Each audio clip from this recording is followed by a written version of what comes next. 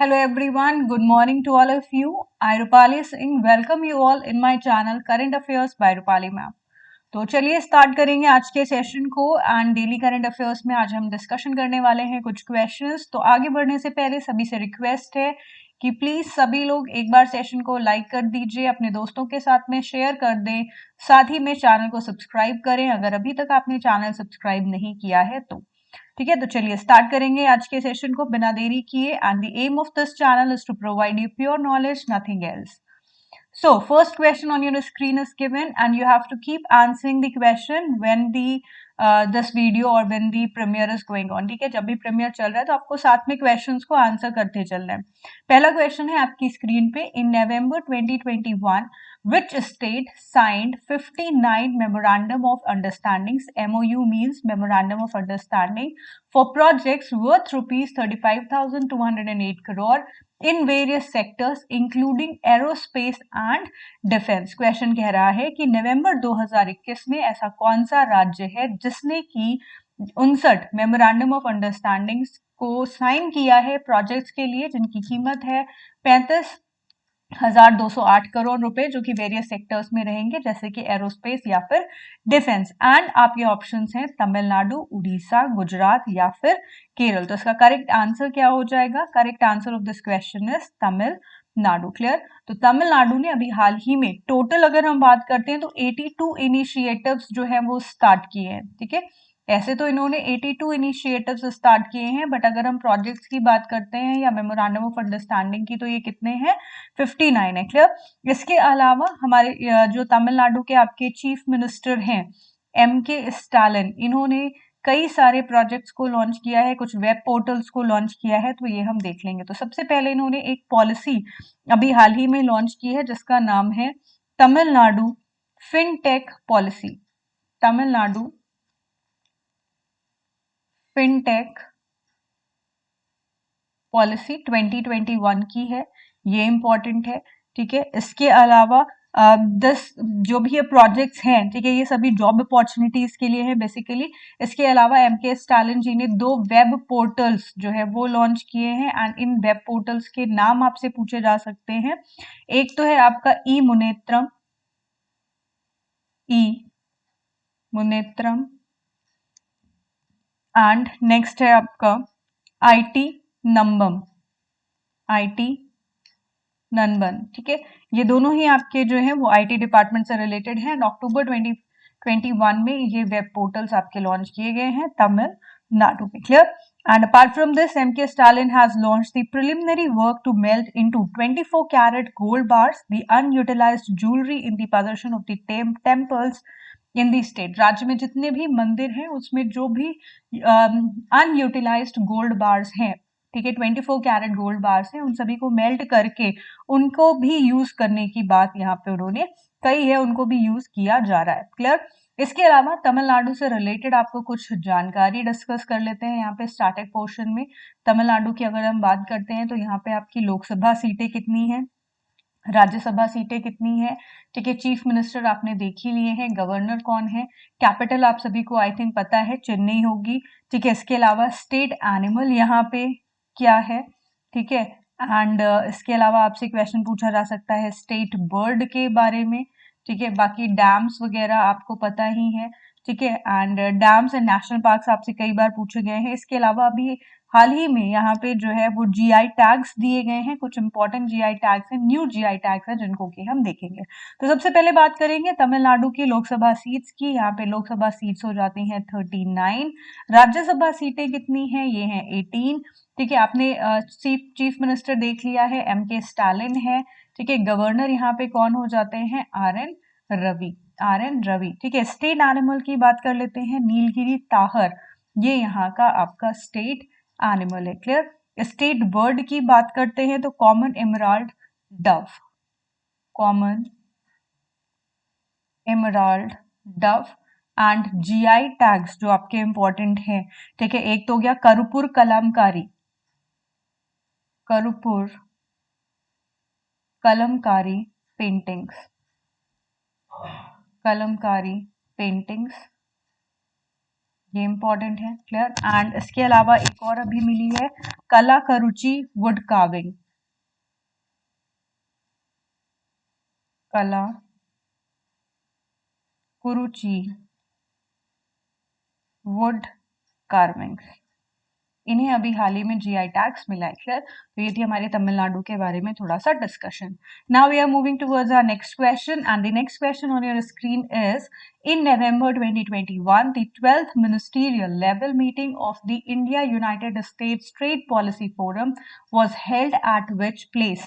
और so आपको बताना है कि अभी हाल ही में 12th मिनिस्टीरियल लेवल मीटिंग हुई है India United states trade policy forum की, ये किस जगह पे की गई है ये आपको बताना है। ऑप्शन है California, new Delhi, Washington DC या फिर बेंगलुरु। क्लियर। तो इसका करेक्ट आंसर क्या हो जाएगा? अभी ये आपकी मीटिंग कहाँ पे हुई है? ये हुई है आपकी न्यू दिल्ली में। किसने किसने पार्टिसिपेट किया है? ठीक है, तो इंडिया की तरफ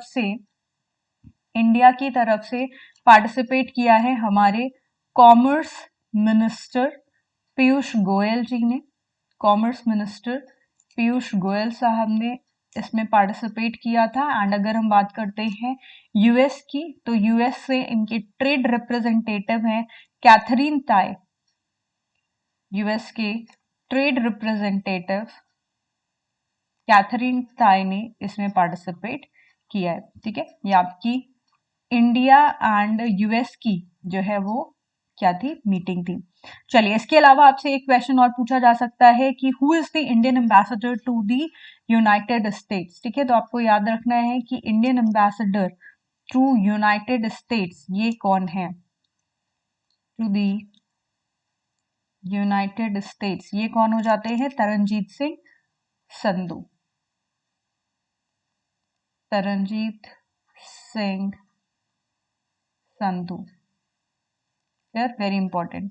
इसके अलावा आप देख सकते हैं कि अभी हाल ही में इंडिया एंड यूएसए ने एक एग्रीमेंट साइन किया है। ठीक है, एक एग्रीमेंट साइन किया है एंड इस एग्रीमेंट का नाम क्या है? इसको शॉर्ट में बोला गया है बेका। ठीक है, बेका। एंड इसका फुल फॉर्म हो जाता है basic exchange and cooperation agreement, basic exchange and cooperation agreement. Very important.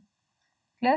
तो इतनी जानकारियां आपके इस क्वेश्चन से रिलेटेड थी जो आप सभी के लिए इंपॉर्टेंट थी। Next question is what is the name of the 37th joint naval exercise between India and Indonesia held on 23rd to 24th of November 2021। आपको बताना है कि अभी हाल ही में 37th जॉइंट नेवल एक्सरसाइज हुई है इंडिया एंड इंडोनेशिया के बीच में, जो कि 23 से 24 नवंबर के बीच में हुई है। और उसका नाम क्या है? ऑप्शंस है इंद्र, कॉर्पेट, सिम्बिक्स या फिर गरुड़ शक्ति। तो सबसे पहले तो हम इन ऑप्शंस को डिस्कस करते हैं। ठीक है, इंद्र की बात करते हैं तो ये आपकी एक बायलैटरल एक्सरसाइज है। कौन सी दो कंट्रीज के बीच में है? ये है आपकी इंडिया एंड रशिया के बीच में। ठीक है, चलिए नेक्स्ट देखते हैं कॉर्पेट। कॉर्पेट का फुल फॉर्म होता है यहाँ पे एंड इसका फुल फॉर्म है आपका कोऑर्डिनेटेड पैट्रोल। ठीक है, फुल फॉर्म इसका क्या कह सकते हैं हम? Coordinated petrol. ठीक है, एंड ये आपका कौन से देशों के बीच में होता है? India and Indonesia. ठीक है, इंडिया एंड इंडोनेशिया। अब आप सोचोगे मैम हमें तो आंसर मिल गया। चलिए देखते हैं, थोड़ा सा कंफ्यूजन है, ये क्वेश्चन थोड़ा सा कंफ्यूजिंग है, इसलिए मैं आपको यहाँ पे सारे ऑप्शंस डिस्कस कर रही हूँ। ठीक है, सिम्बिक्स की बात करते हैं तो सिम्बिक्स आपकी बायलैटरल एक्सरसाइज है। ठीक है, ये आपकी सिंगापुर एंड इंडिया की है, नेवल एक्सरसाइज है, इसलिए ये इंपॉर्टेंट है। ठीक है, तो कौन कौन से देश आ गए यहाँ पे? ये आ गए India and Singapore, India and Singapore. And next is Garuda Shakti. अब गरुण शक्ति भी किसकी है? इंडिया एंड इंडोनेशिया की है। अब आप सोच रहे होंगे कि मैम यहाँ पे दो दो ऑप्शन है, दैट मीन्स क्वेश्चन गलत है। बिल्कुल भी नहीं। ठीक है, क्यों? क्योंकि गरुण शक्ति जो है ये आपकी क्या है? ये आपकी आर्मीज के बीच में होती है। ठीक है, ये जो एक्सरसाइज है ये आर्मी एक्सरसाइज है एंड जो कॉर्पेट है वो आपकी कौन सी है? ये आपकी नेवल एक्सरसाइज है। तो उसका आंसर, करेक्ट आंसर आपका क्या हो जाएगा? कॉर्पेट हो जाएगा, ना कि गरुड़ शक्ति। ठीक है, तो करेक्ट आंसर क्या हो जाएगा? कॉर्पेट। इसलिए कंफ्यूज बिल्कुल भी नहीं होना है। वहां पे हो सकता है आपको ऑप्शन ऐसे मिले कि आपको सिर्फ कॉर्पेट ही मिले, गरुड़ शक्ति ऑप्शन ना दे, या कंफ्यूज करने के लिए अगर क्वेश्चन आएगा या फिर डिफिकल्ट क्वेश्चन बनाना है तो गरुड़ शक्ति भी आपको एक ऑप्शन दे सकता है। ठीक है, चलिए कॉर्पैट की अगर हम बात करते हैं तो कॉर्पैट में आपकी जो इंडिया की तरफ से आईएनएस शामिल हुआ है उसका नाम क्या है, वो है आपका आईएनएस खंजर, आईएनएस खंजर। ठीक है, एंड अगर इंडोनेशिया की हम आईएनएस की बात करते हैं, इंडियन नेवल शिप की बात करते हैं, तो इसकी तरफ से आपका शामिल हुआ है आईएनएस केआरआई सुल्तान थाहा सैयाफुद्दीन।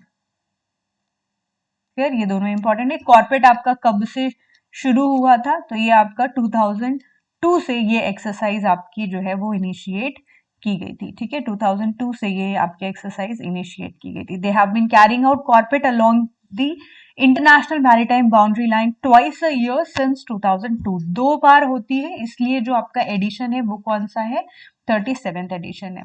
Now we will move to our next question, and the next question is, what is the name of the declaration signed by 16 states participants to make effective delivery of common service of panchayats? All right, and your options are Gupkar Declaration, Mysuru Declaration, Delhi Charter और Lucknow charter. ठीक है, question कह रहा है कि अभी हाल ही में आपका जो है वो कॉमन सर्विसेज, पंचायत की कॉमन सर्विसेज प्रोवाइड करने के लिए 16 स्टेट्स ने पार्टिसिपेट किया है।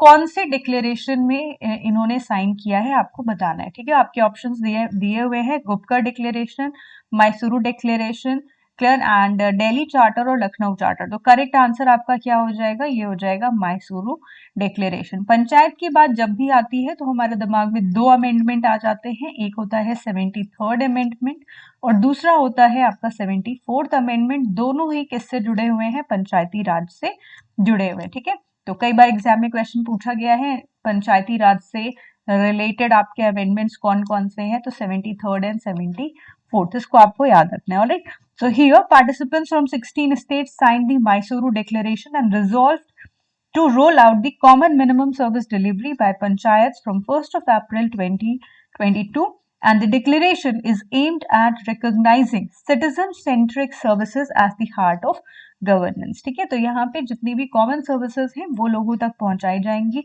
कोशिश की जाएगी कि जितने भी नागरिक हैं उनको ध्यान में रखते हुए यहाँ पे सरकार चलाई जाए। क्लियर? अच्छा, एक और क्वेश्चन है, ये सभी से ये क्वेश्चन है, आपको आंसर करना है यहाँ पे। ठीक है, आपको बताना है union minister of rural development and Panchayati Raj का नाम, rural development and Panchayati Raj. ठीक है, इसका आंसर आपको बताना है कि ये कौन है। ठीक है, ये आपको कमेंट बॉक्स में इसको बताना है, मैं सबके आंसर्स को चेक करने वाली हूँ। क्लियर? चलिए, next we will move to our next question, and next question is, which country is going to build first Bitcoin city from Bitcoin backed bond? And your options are Mexico, El Salvador, Ecuador और मालदीव्स। ठीक है, question को समझ लीजिए। सबसे पहले अगर हम बिटकॉइन की बात करते हैं तो बिटकॉइन आपका होता क्या है, तो ये it is a type of virtual currency. ठीक है, जैसे कि हम ट्रेडिंग के लिए यूज करते हैं, इसको हम वर्चुअल करेंसी कहते हैं। ठीक है, आपको बताना है कि ऐसा कौन सा देश है जिसने की बिटकॉइन का इस्तेमाल करते हुए, बिटकॉइन बॉन्ड का इस्तेमाल करते हुए अपनी पहली बिटकॉइन सिटी को बनाने जा रहा है। ऑप्शंस हैं मेक्सिको, एल सल्वाडोर, इक्वेडोर और मालदीव्स। ठीक है, तो यहाँ पे अगर हम बात करते हैं तो इसका करेक्ट आंसर क्या हो जाएगा, करेक्ट आंसर हो जाएगा El Salvador, El Salvador. Clear? चलिए, एक और इंपॉर्टेंट बात है, El Salvador has also become the world's first country to make Bitcoin an official currency, an official currency earlier in 2021, ठीक है। तो 2021 में बिटकॉइन को ऑफिशियल करेंसी बनाने वाला विश्व का पहला देश भी कौन सा है? ये है आपका एल साल्वाडोर, ठीक है। एल साल्वाडोर थोड़ा सा जाना पहचाना सा नाम नहीं है, तो अगर मैं इसकी बात कर दूं तो ये आपकी सेंट्रल अमेरिकन कंट्री है, ठीक है। ये आपकी एक सेंट्रल अमेरिकन कंट्री है, ठीक है। अगर मैं इसकी कैपिटल की बात करती हूँ तो यहाँ पे इसकी कैपिटल क्या हो जाती है? ये है आपकी San Salvador, San Salvador, clear. Currency अगर हम देखें तो यहाँ पे आपकी जो करेंसी है, ठीक है, ये तो अलग अलग होती हैं, ठीक है। अभी तो ये आपकी इसकी करेंसी अभी मुझे ध्यान नहीं आ रही है, ठीक है। इसकी करेंसी आप देख लीजिएगा एल साल्वाडोर की, ठीक है। अभी मुझे इसको याद नहीं आ रहा है कि क्या है, क्लियर। इस तो ये आपके लिए इंपॉर्टेंट है। चलिए, इसके अलावा आपको और भी चीजें यहाँ पे देखने को मिलेंगी, जैसे कि मैं प्रेसिडेंट की बात कर लेती हूँ। तो आपके एल साल्वाडोर के प्रेसिडेंट कौन है? नाइब बुकेले, नाइब बुकेले, ठीक है।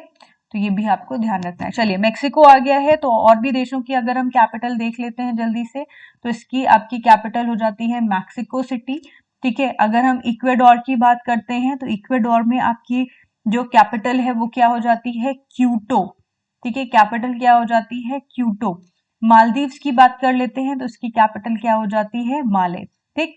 इसके साथ ही में मालदीव से मुझे याद आता है कि इंडिया, श्रीलंका एंड मालदीव्स, ठीक है। इंडिया, श्रीलंका एंड मालदीव्स, इनकी नेवी की आपकी एक नेवल जॉइंट एक्सरसाइज हुई है, ठीक है। नवंबर में ही नेवल जॉइंट एक्सरसाइज है, नवंबर 2021 में, जिसका नाम है, ठीक है, ये नवंबर में हुई है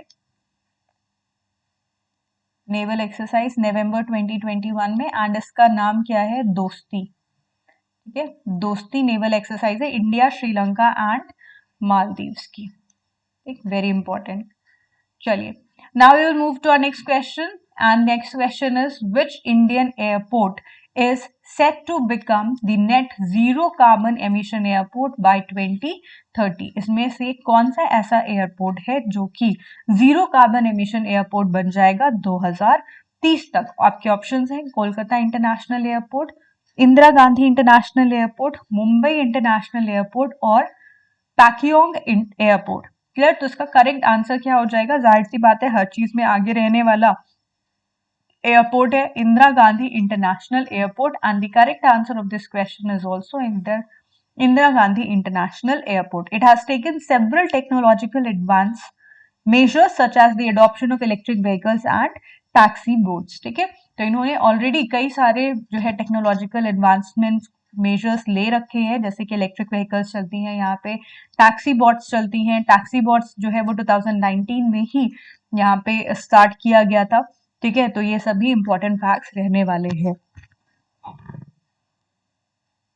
apart from this, in November 2021, ठीक है, कार्बन एमिशन की बात आई है, तो नवंबर 2021 में at the COP26 climate summit,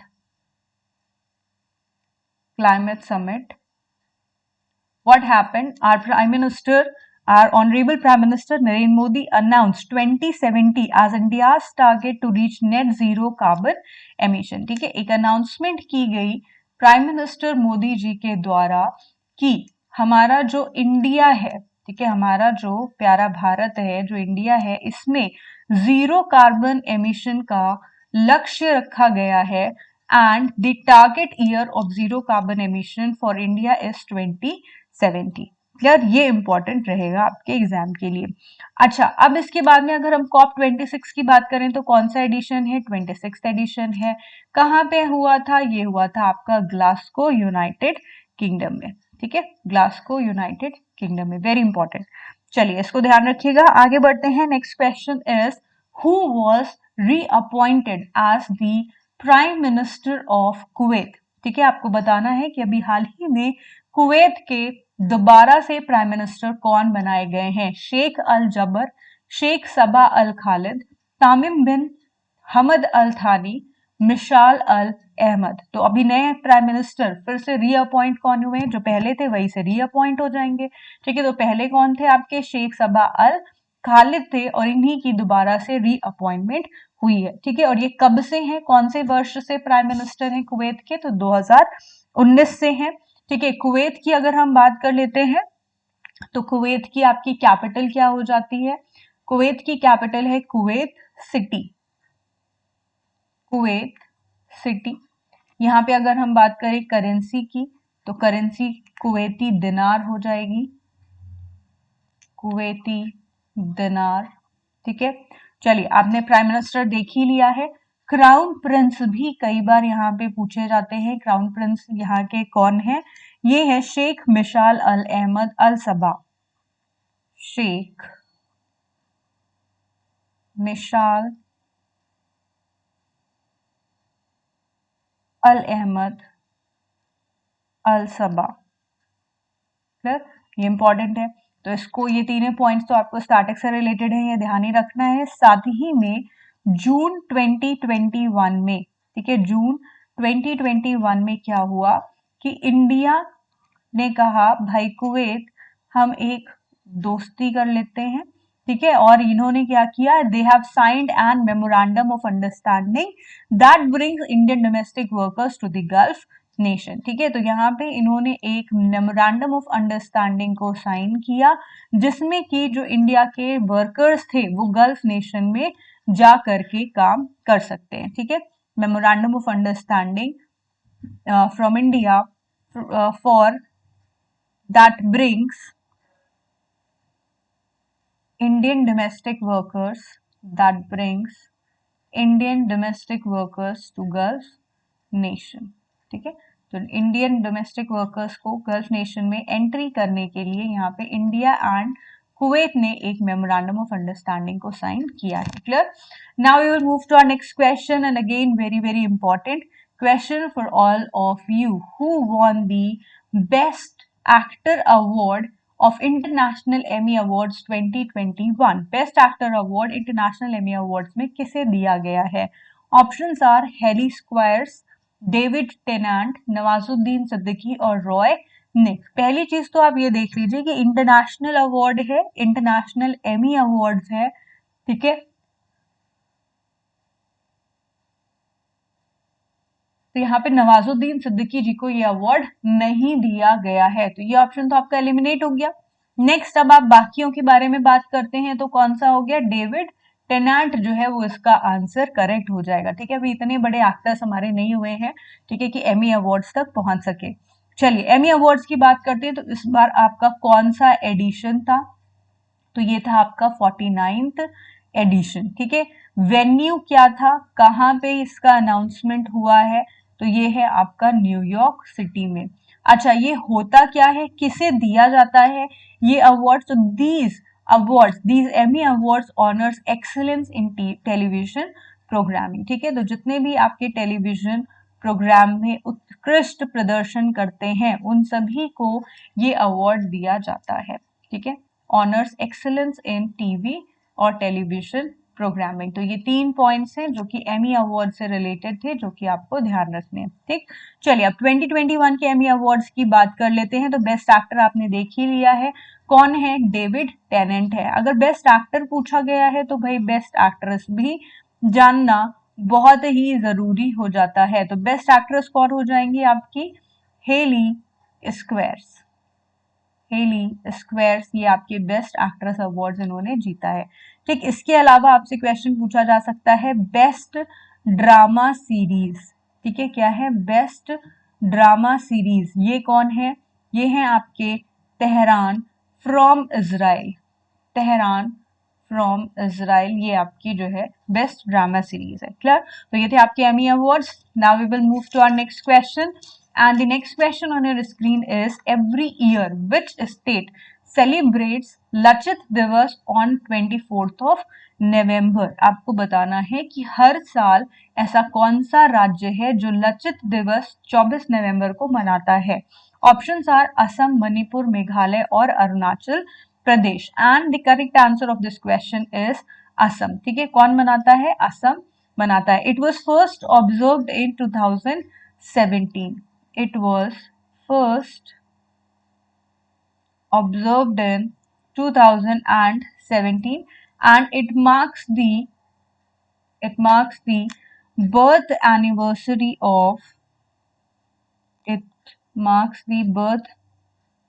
anniversary of Lachit बोरफू Khan. ठीक है, लचित बोरफू खान की बर्थ एनिवर्सरी इस दिन मनाई जाती है. And he was the Ahom general. ये कौन थे अगर हम बात करते हैं लचित बोरफू खान की, तो he was Ahom general. Ahom dynasty थी. ठीक है, उस डायनेस्टी के ये जनरल हुआ करते थे. Who defeated the Mughal army. Alright, इन्होंने क्या काम किया था? ही defeated the Mughal army on the banks of the Brahmaputra in the Battle of Sarai Ghat in 1671. He defeated Mughal army, alright, in the Battle of Sarai Ghat in 1671. Alright, so this is the important fact that you have to remember. And here, like ये तो आपकी Ahom dynasty से Ahom general Lachit बोरफू Khan थे. ठीक है, Mughal army के general कौन थे, इसके हेड कौन थे? तो ये आपके राम सिंह जी जो है, राम सिंह जो कि एल्डर सन थे मिर्जा राजा जयसिंह के, उनके पुत्र राम सिंह जी जो है वो क्या कर रहे थे? मुगल आर्मी का नेतृत्व कर रहे थे. Apart from this, every year NDA gives the Lachit Borphukan gold medal to the best cadet. ये आपका जो है हर साल नेशनल डिफेंस एकेडमी के द्वारा एक गोल्ड मेडल दिया जाता है जो कि बेस्ट कैडेट होते हैं. एंड इस गोल्ड मेडल का नाम भी क्या है? इस गोल्ड मेडल का नाम है Lachit Borphukan gold medal. Clear? इसके अलावा असम एक और डे सेलिब्रेट करता है. ठीक है, असम आपका 2 दिसंबर को, ठीक है, एक और डे सेलिब्रेट करता है एंड इसको हम असम दिवस कहते हैं. ठीक है, असम दिवस कहते हैं. ठीक है, the Assam Diwas was first celebrated in Assam in 1996. 1996 से इसकी शुरुआत हुई है to commemorate the advent of the first Ahom king Sukaphaa from the Ahom kingdom in Assam. ठीक है, अहोम किंगडम से पहले जो आपके किंग बने थे सुकाफा, उनकी याद में ये असम दिवस मनाया जाता है हर वर्ष. चलिए आगे बढ़ते हैं. इतने इंपॉर्टेंट फैक्ट्स थे. लचित दिवस हमने देख लिया, असम दिवस देख लिया. ठीक है, लचित बोरफुकान कौन थे, कौन से स्टेट से रिलेटेड है, ये सारे फैक्ट्स हमने यहाँ पे देखे. Now we will move to our next question, and the next question is, what is the name of the planetary defense spacecraft launched by NASA in November 2021? आपको यहाँ पे planetary defense spacecraft का नाम बताना है जिसको कि हाल ही में NASA के द्वारा नवंबर 2021 में लॉन्च किया गया है. And your options are Lucy, DART, Perseverance और इंजेन्युइटी. ठीक है, तो यहाँ पे आपको 4 ऑप्शंस दिए हैं एंड इसका करेक्ट आंसर क्या हो जाएगा? डार्ट. करेक्ट आंसर क्या है? डार्ट. डार्ट की अगर हम फुल फॉर्म की बात करते हैं तो इसका फुल फॉर्म हो जाता है double asteroid redirection test.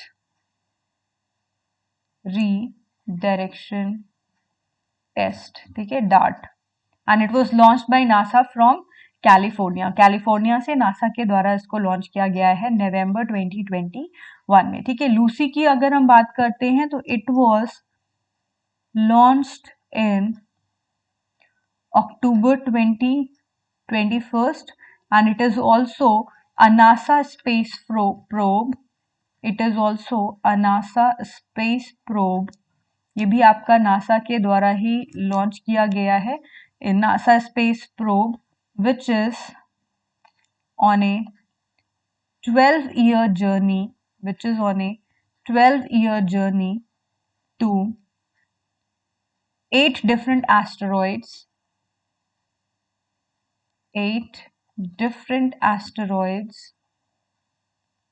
for Jupiter mission. ठीक है, जुपिटर मिशन के लिए ये आपके 8 डिफरेंट एस्टेरॉइड्स के चक्कर लगाने वाला है.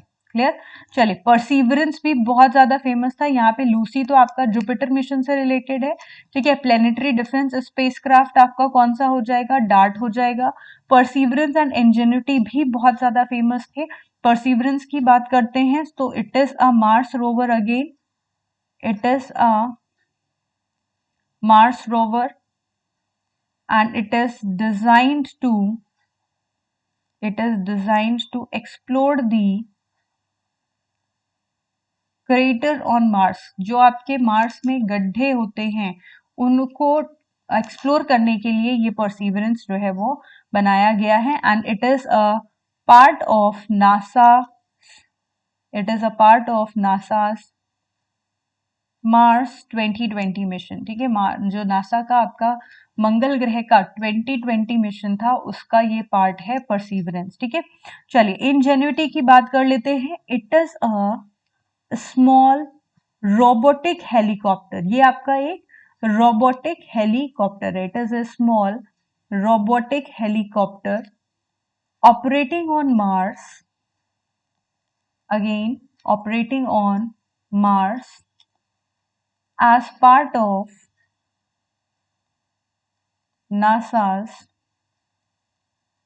Mars 2020 mission, NASA's Mars 2020 mission, ठीक है। तो परसिवरेंस एंड इंजेन्युटी दोनों ही आपके मार्स मिशन 2020 के अंतर्गत हैं। एक तो आपका जो है वो मार्स रोवर है जो कि मार्स के क्रेटर, दैट मीन्स उनके गड्ढों के बारे में स्टडी करेगा, ठीक है। एंड जो आपका इंजेन्युटी है ये क्या है, स्मॉल रोबोटिक हेलीकॉप्टर है जो कि अगेन नासा के मार्स 2020 मिशन से जुड़ा हुआ है, clear. Now we will move to our next question and the next question is who inaugurated first international conference on hydrogen energy in November 2021। आपको बताना है कि निम्नलिखित में से किसने हाइड्रोजन एनर्जी पर पहला अंतरराष्ट्रीय कॉन्फ्रेंस इनॉग्रेट किया है। ऑप्शंस आर के सिंह, भगवंत कुभा, धर्मेंद्र प्रधान और Piyush Goyal. And the correct answer of this question is Bhagwanth Khuba, ठीक है। भगवंत कुभा ने इनॉग्रेट किया है, उद्घाटन किया है पहला अंतरराष्ट्रीय हाइड्रोजन एनर्जी के कॉन्फ्रेंस को। भगवंत कुभा की बात कर लेते हैं तो ये आपके हैं कौन, ये हैं आपके minister of state for new and renewable energy, for new and renewable energy. And again इनके पास अदर डिपार्टमेंट्स भी हैं जैसे कि आपके केमिकल्स एंड फर्टिलाइजर्स हो गए, ठीक है। केमिकल्स एंड फर्टिलाइजर्स, तो ये आपके इंपॉर्टेंट हो जाएंगे। It is being organised by the Central Board of Irrigation and Power with the support of the minister of state for new and renewable energy, chemicals and fertiliser. And the main aim is to raise the non-fossil fuel based energy capacity of the country to provide 500 gigawatt by 2030। That means कि 2030 तक 500 gigawatt की आपकी जो energy है उसको, energy capacity को maintain करने के लिए ये आपका जो है इंटरनेशनल कॉन्फ्रेंस रखी गई थी।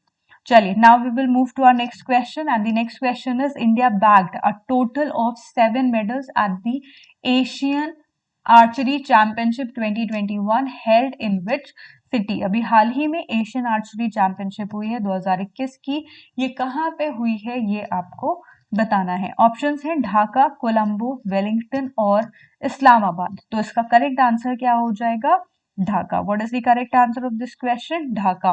कितने मेडल मिले हैं एशियन आर्चरी चैंपियनशिप में, तो टोटल मिले हैं 7 मेडल्स। अगर बात कर लेते हैं कितने गोल्ड मेडल मिले हैं, कितने सिल्वर मेडल मिले हैं, किसको किसको मिले हैं और कितने ब्रॉन्ज मेडल मिले हैं, ठीक है। चलिए, गोल्ड मेडल से शुरुआत करते हैं। इसमें कितने को गोल्ड मेडल मिला है, तो गोल्ड मेडल आपका एक ही है एंड ये गोल्ड मेडल आप दिया गया है ज्योति सुरेखा वेन्नम को, ज्योति सुरेखा वेन्नम को, ठीक है, जो कि कहाँ की है, जिन्होंने विमेंस इवेंट में गोल्ड मेडल पाया है, विमेंस इवेंट में गोल्ड मेडल पाया है। सिल्वर की बात कर लेते हैं तो सिल्वर में आपको मिला है अभिषेक वर्मा, अभिषेक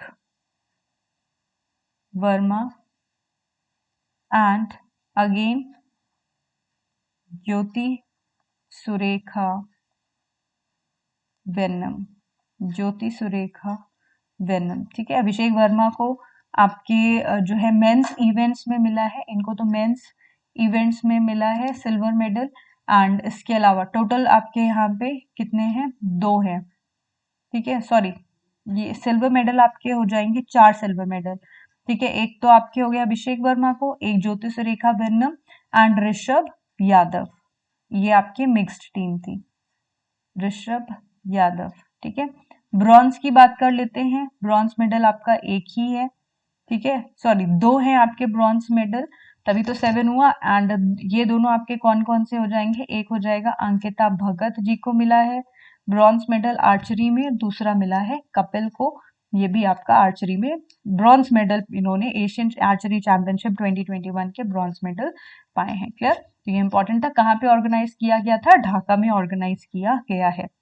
Next, we will move to our next question, and the next question is in November 2021, who has turned author with her first novel लाल सलाम, ठीक है। ये क्वेश्चन आपके लिए बहुत ही ज्यादा इंपॉर्टेंट रहने वाला है, ठीक है। क्वेश्चन क्या कह रहा है, क्वेश्चन कह रहा है कि नवंबर 2021 में अपनी पहली नॉवल लाल सलाम लिखने के साथ ही में ऐसा निम्नलिखित में से कौन है जो कि ऑथर बन गया है या लेखक बन गया है, अब बना है। तो झुम्पा लहरी एंड अरुंधति रॉय तो नहीं होंगी, क्योंकि ये लोग ऑलरेडी पहले से ही क्या है, लेखक है, पहले से ही ऑथर है, ठीक है। तो ये तो आपके हो गए ऑप्शंस एलिमिनेट। अब बचते हैं निर्मला सीतारमन या फिर स्मृति जुबिन ईरानी। तो लाल सलाम पुस्तक किसने लिखी है, ये लिखी है स्मृति जुबिन ईरानी जी ने, ठीक है। इस तरह से याद रख सकते हो। ये आपकी एक स्टोरी है यंग ऑफिसर विक्रम प्रताप सिंह के ऊपर, जो कि एग्जाम के लिए इंपॉर्टेंट है। स्मृति जुबिन ईरानी कौन सी मिनिस्टर हैं, ठीक है। तो ये आपकी हो जाती हैं मिनिस्टर ऑफ